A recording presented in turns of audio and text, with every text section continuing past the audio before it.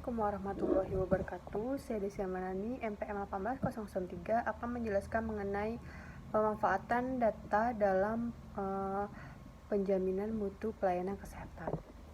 Di mana data yang dimaksud dalam pelayanan kesehatan yaitu data yang berasal dari pasien baik secara individu maupun kelompok yang didapatkan secara manual maupun elektronik yang memuat kondisi klinis pasien rawat jalan, pelayanan kesehatan, kesehatan masyarakat, serta pendaftaran pasien.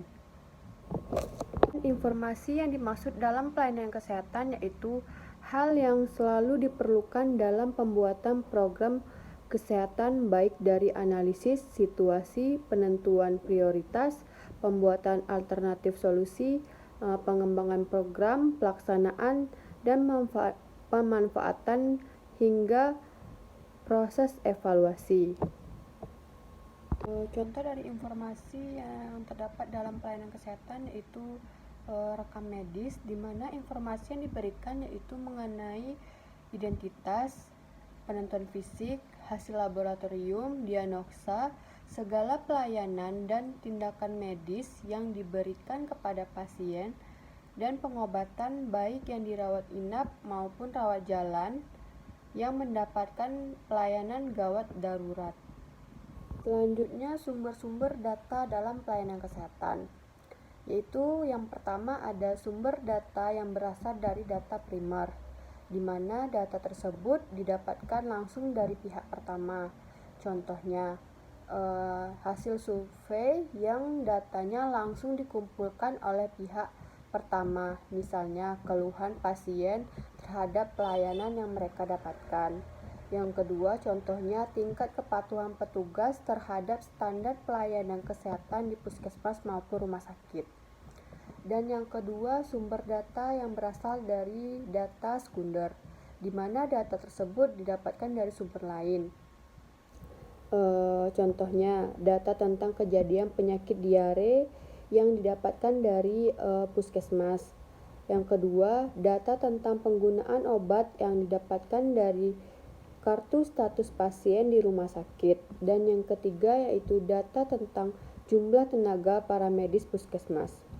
Selanjutnya yaitu jenis-jenis data dalam pelayanan kesehatan dalam penjaminan mutu pelayanan kesehatan, yaitu yang pertama ada data umum dan lingkungan, yaitu berupa data fisik, biologi, perilaku, kependudukan, sosial budaya, dan sebagainya. Yang kedua ada data kegiatan dan data cangkupan yang dicapai, seperti upaya pelayanan kesehatan, PSM, primary health care, tingkat rujukan yang mencakup bidang kedokteran atau klinis medis maupun kesehatan masyarakat. Dan yang terakhir yaitu data status atau derajat kesehatan, di mana data tersebut mencakup indikator-indikator utama kesehatan, KB dan kependudukan yang memuat angka kematian, penyakit, status gizi, maupun manajemen pelayanan kesehatan.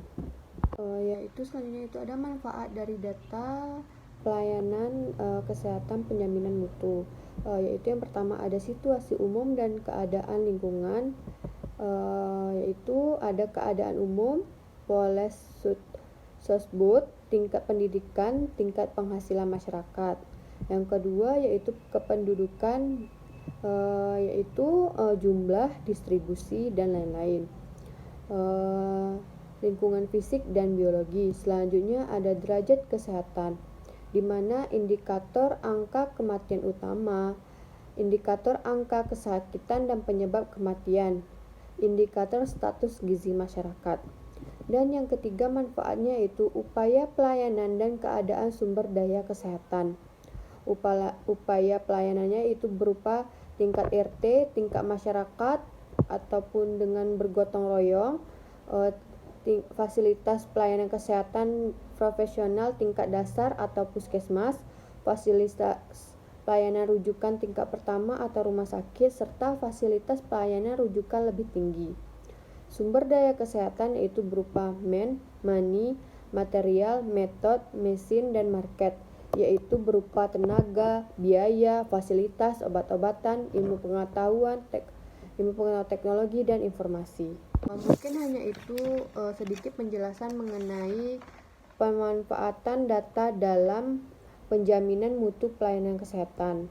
Lebih dan kurangnya saya mohon maaf. Assalamualaikum warahmatullahi wabarakatuh.